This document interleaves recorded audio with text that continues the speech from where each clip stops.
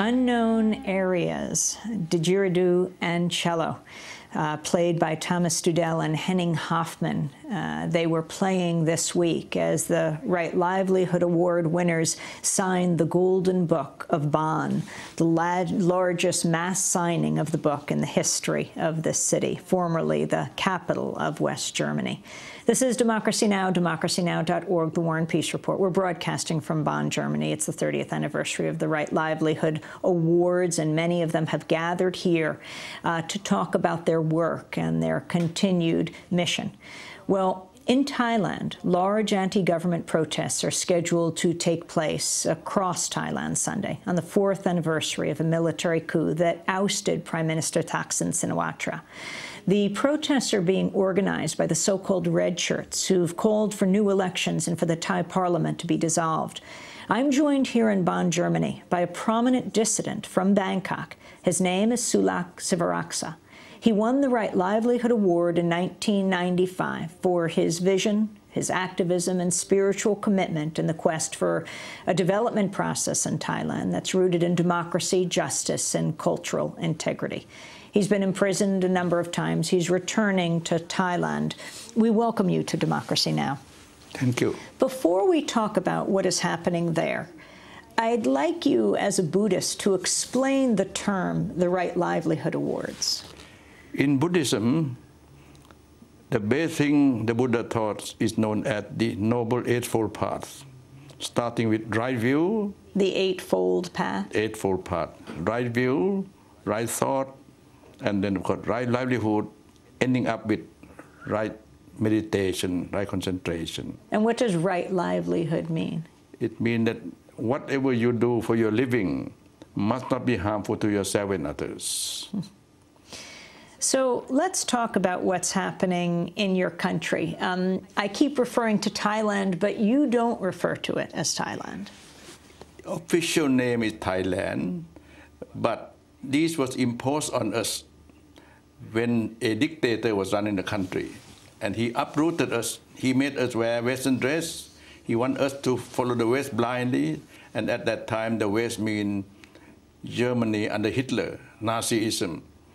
And he claimed that the country belonged to the Thai, which is not true. The Thais are the majority people in the country, but we also have the Malay, we have also many other ethnic groups. The country, until then, 1939, it was called Siam, which means the land of the brown people, the golden land, and I think Siam is more neutral term. That's why I don't use the word Thailand. Now I obey dictator. So explain what happened in World War II. So the dictator allied your country with the Nazis. Germany, Italy under fascism, Japan under military dictatorship. Luckily, we had a region who represented the king, who organized a free Thai movement collaborating with the allies.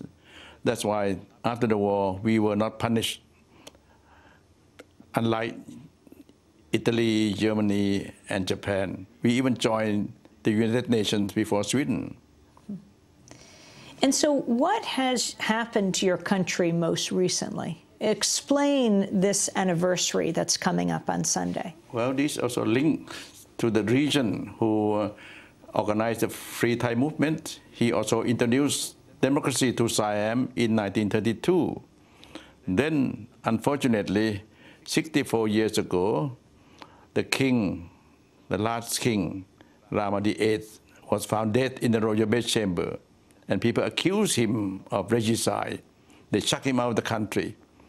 They accused him of killing his brother? That's right, of killing the present king's brother. Mr. Pridi was then prime minister. He was a wonderful man. He was a national leader. He was the one who cared for the people. So since then, we have so many coup d'etats. And every coup d'etat, of course, it helped the military. It never helped the people. And the last coup 4 years ago, I think people regarded that as the last straw. That's why they are demanding democracy without military. Explain who the so-called red shirts are. The red shirts, by and large, are the common people, the poor, who feel that they have been deprived. So they united together to demand their dignity and their rights. But unfortunately, they also been linked with the former Prime Minister Thaksin Shinawatra, who was a crook, who was a dictator in the guise of democracy. That is the unfortunate thing. But of course, many people did not want to link with Thaksin, but Thaksin used the opportunity. He claimed that he can return home with mass movement. That's rather unfortunate. Do the red shirts practice nonviolence? Some of them do, but some don't. But even so, I feel that the military and the government had no right to kill these people, which they did last April and May. Unfortunately, over 90 people died. How? In the street of Bangkok, because they were demonstrating in Bangkok. And they did use some violence, but their violence was very harmless because they didn't have great big guns.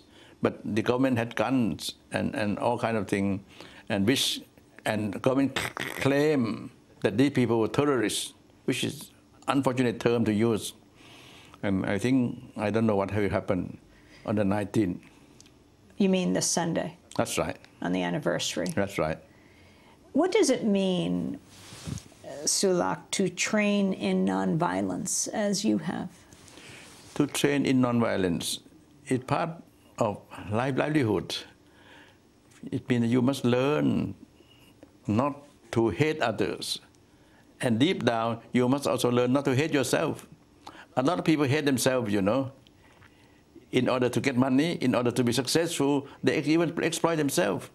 So the Buddhist approach is that you must learn to know yourself, to learn that the self really doesn't even exist. It's a term, could be useful, could be harmful. We are interrelated. Without you could not be me. We are interrelated. We are not opposing. We are not competing. That's the Buddhist concept. The same. Without the trees, we cannot live. Without the earth, we cannot live. If you use that Buddhist approach, you don't have to become Buddhist. You use that Buddhist approach, you change your entire attitude towards life, towards Mother Earth, towards others. You say you are not opposing, and yet you are known for your opposition in Thailand and Siam. You have been charged with treason, with defaming the king over and over. Well, of course, people exploited that. Since we don't believe in God, some try to make the king God, which of course is unfortunate. The king is the first among equal. You see, he is the symbol of the country. He the monarchy, represents the monarchy. But the monarchy must be under the constitution. That's my whole point. I have been fighting against hypocrisy. I have been fighting against untruthfulness. I feel that truth must prevail. But my fighting all along, it has been nonviolent. Will you be back in your country on Sunday? Yes, indeed. I will be back there, and I hope if I could do anything to help people, both the red shirt, the yellow shirt, I will do so. But I will only do so if they want me to play a role. What would you like to see happen? Well, I hope there should be dialogue. They should be talking, not using dreadful words. Talking, understanding, listening. And I think this is possible. Often, if you see people in the streets, you hear the word violence, but structural violence is ignored. What does that mean? Well, the structure is made up so that people accept, for instance, hierarchy. People accept gender issues. In many countries, women have been treated very, very badly. And in my country, like any other country, the poor have been treated very badly. And the rich regard that is natural. But it's not natural. It's structured by the rich, and the law also on the whole path for the rich and the powerful. In America itself, you know, the people consume too much natural resources. I think Americans must also understand this is structural violence.